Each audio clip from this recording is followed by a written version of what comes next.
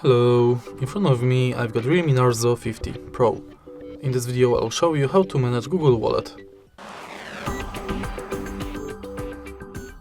In the beginning, let's go to Wallet.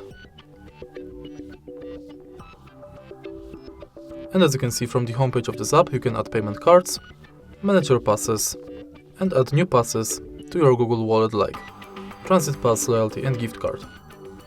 If you go to menu, you've got access to your Google accounts, all wallet tips,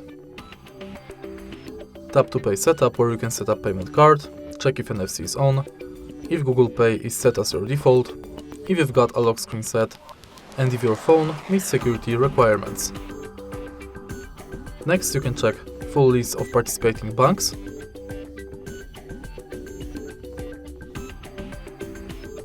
and then you can manage your passwords in Password Manager. If you go to your data in Wallet, you've got access to payments data and passes data.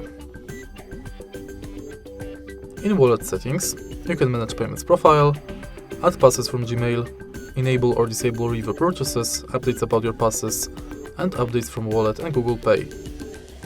In the end, you can go to help and feedback. And that's it. If you find this video helpful, please leave like, comment and subscribe.